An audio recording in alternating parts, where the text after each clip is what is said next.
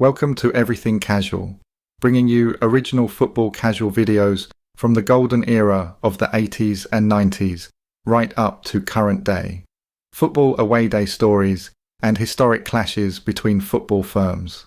Subscribe so you don't miss out. We upload videos every week. It was the first time the national anthem had ever been played at Lansdowne Road. Obviously, with them booing the national anthem, that's going to get people's backs up for a start, and obviously with them singing Republican songs and what have you, and to be truthful, to be fair, the English don't need they don't need an excuse, you know what I mean, against the Irish. The Irish started getting a bit familiar with us and all that, so we've given it the other way, and then it's all gone off because we're fighting now above the English and now throwing things down on the Irish. That's what actually happened. February 15th, the year 1995. A night that was meant to celebrate football turned into one of the darkest chapters in the sport's history. At Dublin's Lansdowne Road, a friendly match between the Republic of Ireland and England was marred by violence, leading to its abandonment after just 27 minutes. In the days leading up to the match, tensions were palpable. Dublin's pubs echoed with chants like "No surrender to the IRA" and a few naughty ones about the Pope. British National Party literature was found in pub toilets, and pro-loyalist graffiti appeared in several establishments.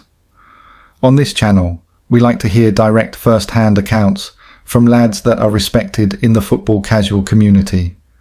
Jason Mariner, former Chelsea headhunter, was there at Lansdowne Road. So, let's hear what he had to say.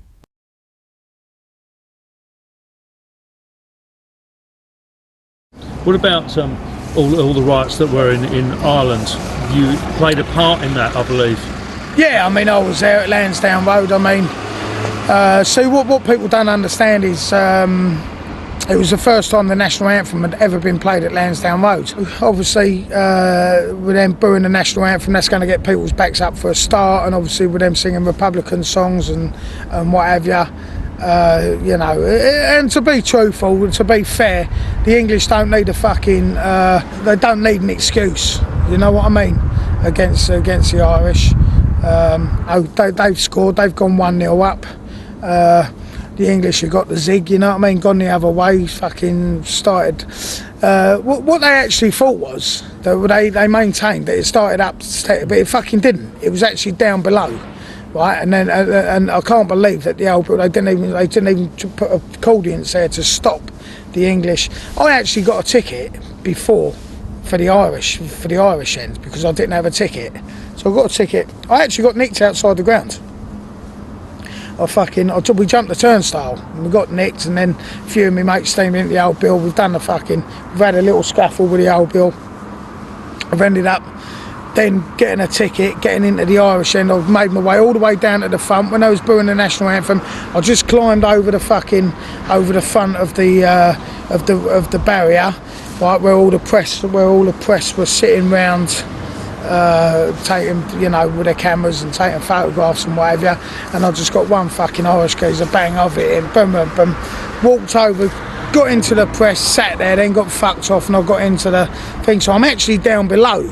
So the story tallies up well because it done me good stead when I got back at the airport. But when we was down below, the Irish started getting a bit familiar with us and all that, so we've given it the other way, and then it's all gone off because we're fighting now above the English and now throwing things down on the Irish. That's what actually happened. They said that it started up there, but it didn't fucking start like that at all. It started down below. But where it stood me in good stead, to be truthful, was I had the ticket for the island end. So when I get back to the airport, the old bill come over. The two of us got pulled out. There's a plane, like 247 of us or whatever there was on the plane. They pulled me up and said, "Listen, we're football hooligan intelligence, and we want to know where you've just come from." And I said, "Well, as the plane's just landed in from fucking Ireland, I'd say Dublin, wouldn't you? I mean, I don't know what sort of fucking exams you had to pass to be an old Bill, but I mean, I didn't think that was so fucking hard to work out. But anyway, that's what happened. So they said to me, well, what team do you follow? So I said, well, England, because I went to watch England, mate, so I follow England, don't I? So he went, what'd you go over there for? So I said, pleasure, because watching my country is my pleasure. So anyway, he said, well, we believe that you've got form and this. I said, well, whatever, mate. So anyway, there's three of them there. One of them writes something down, turns a bit of paper over. So he says to me, so you known at football? And I said, listen, mate, you're the old Bill, you fucking tell me, you know what I mean? I don't, you know, what's all this about? I ain't been nicked there, there's been no trouble, there's been no this, there's been no that. Do you know what I mean? He said, well, there has been plenty of trouble. So I said, well, you know, as the papers say, you know, but they hype it up, didn't they? So anyway, I says to him, so he says, right, can we search us? So I says, yeah, no problem. So I take off my fucking top, bang, there's the big Chelsea tattoo, see? So all of a sudden, the cozzer turns a bit of paper, it says, Jason Marin, category C, Chelsea headhunter. So he says, that's what we think you are, and that's what you are. So I said, okay. He says, was you up there with all the trouble? So I said, no, there's me ticket. And there was me ticket. And I said, I was actually standing with the Irish all the fucking game, you know what I mean? And he couldn't prove it any other way, you know, but... What do you think then about, you know, all of this thing about dragging England's name into the dirt and scum and all of that? Fucking brilliant. What? I mean, you know what? I mean, listen, we are a fighting nation, you know, look.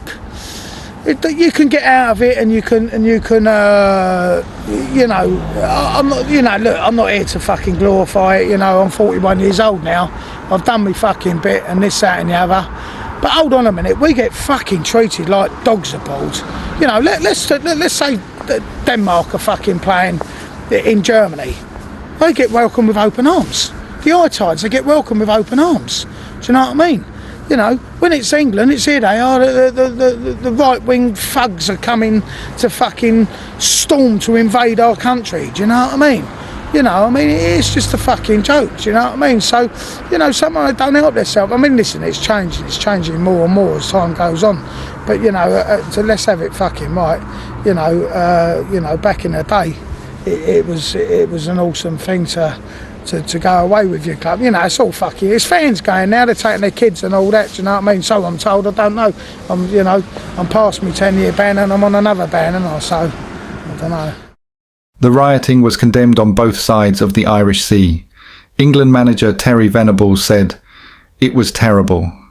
I have no words strong enough to describe how we feel about this. There could be repercussions."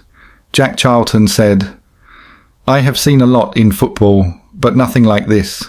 It is a disaster for Irish football, but I didn't want the game abandoned, because what do you do with 2,000 English fans running around the town?"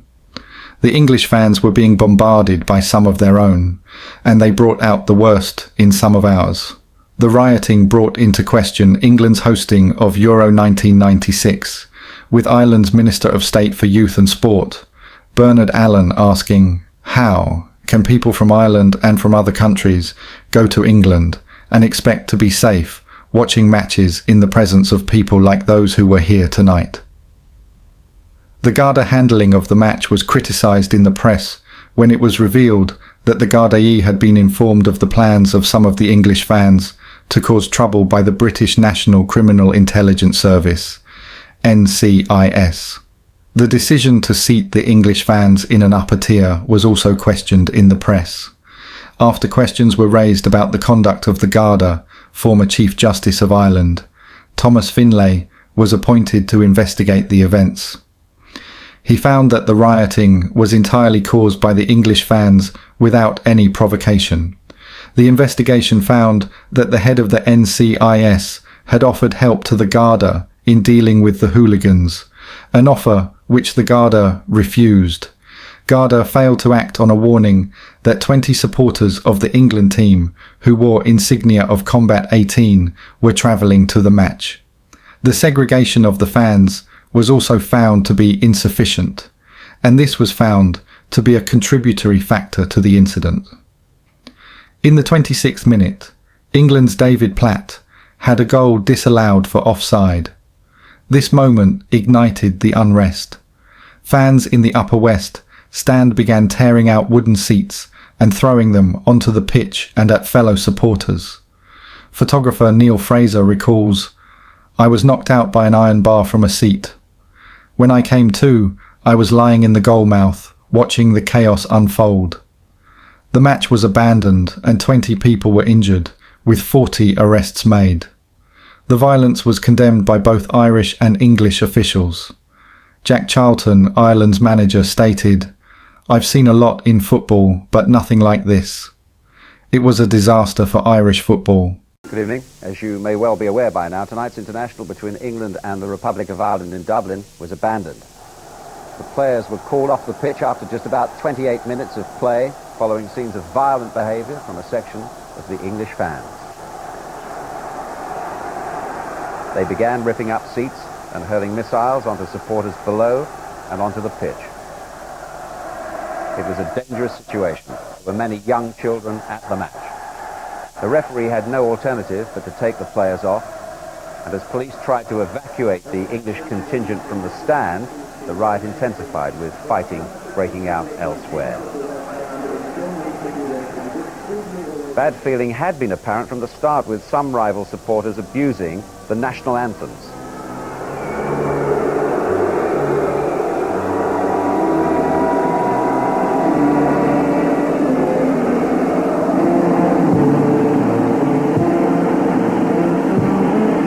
But the real trouble began shortly after David Kelly had scored for Ireland to give them the lead.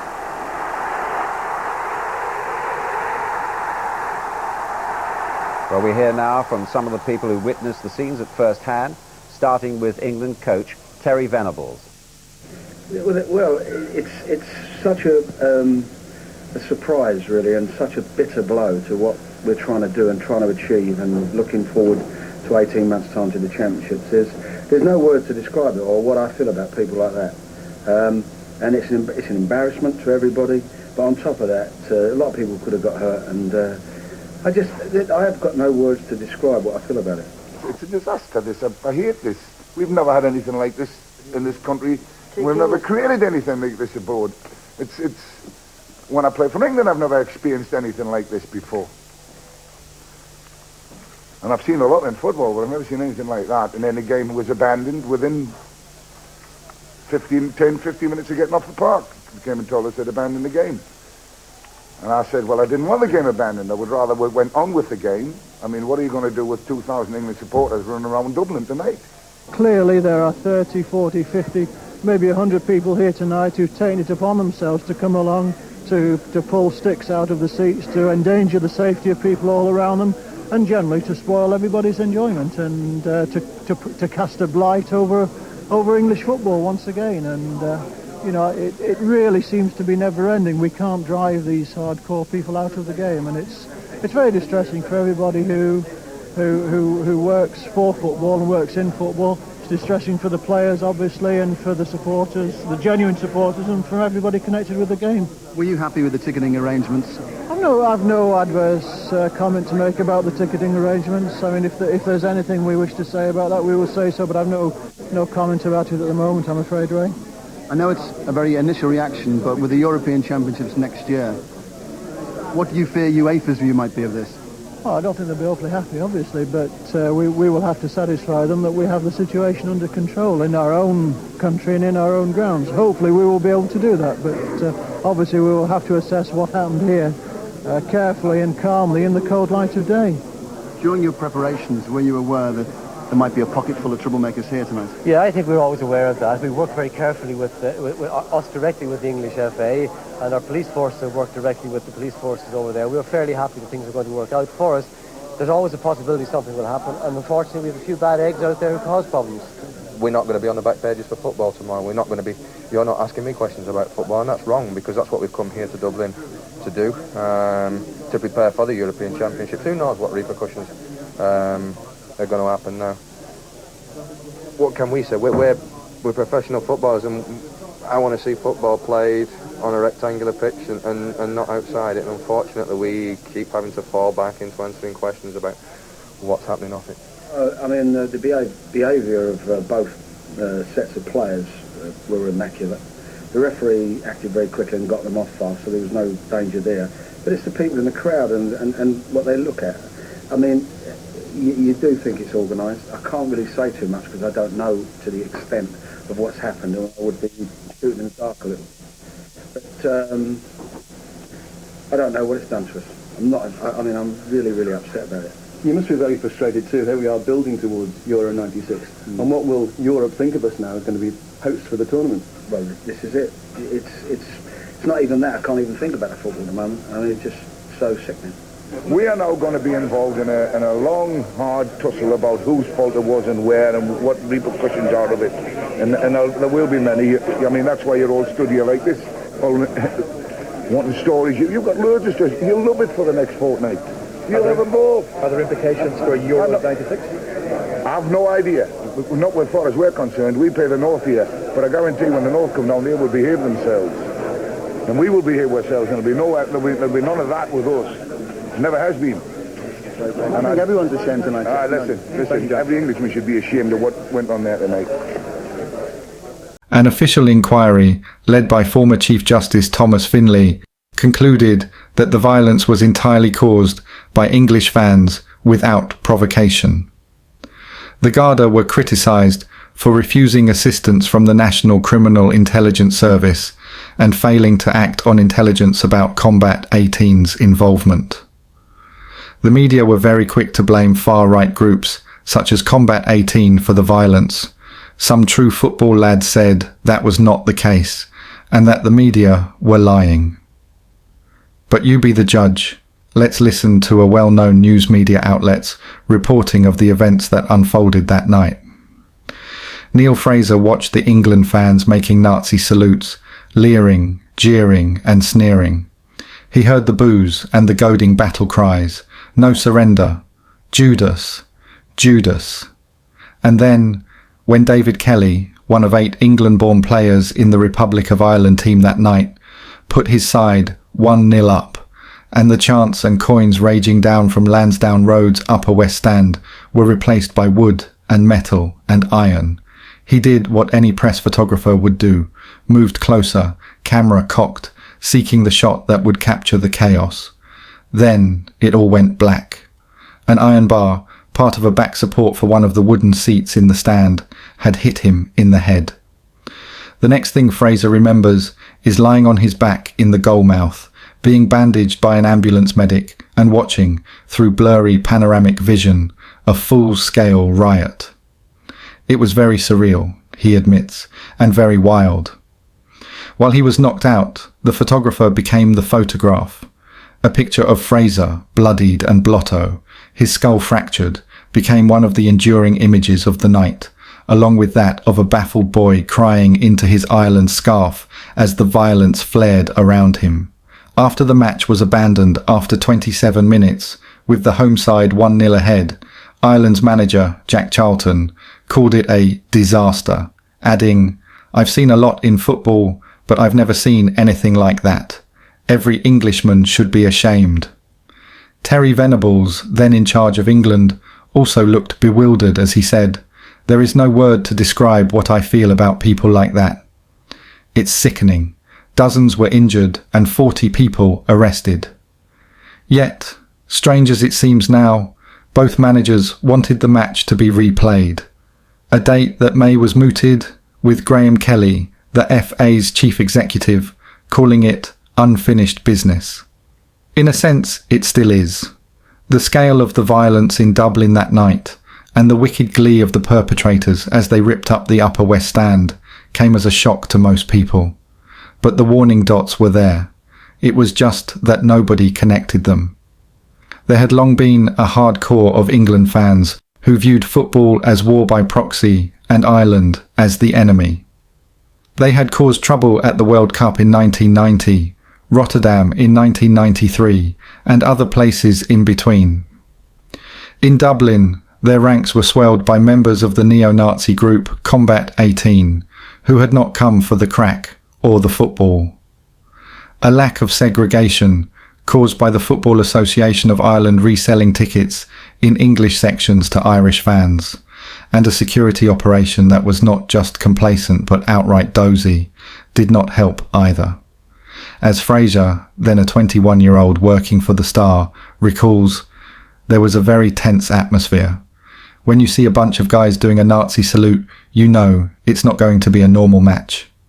An official public inquiry by the former Chief Justice of Ireland, Thomas Finlay, concluded the violence was caused solely by English fans, without any provocation. Yet Finlay also blamed the Irish police for refusing assistance from the National Criminal Intelligence Service in Britain and failing to act on information about Combat 18 travelling to Ireland. As a letter in The Guardian from the Labour MP Peter Hain 2 days later put it, Wednesday night's events were not mindless thuggery, but organised political violence. Leaflets were circulated at football matches in London last Saturday, which advertised the Ireland match and actively encouraged violence. A significant number of over 4,000 England fans at Lansdowne Road were horrified at what they saw.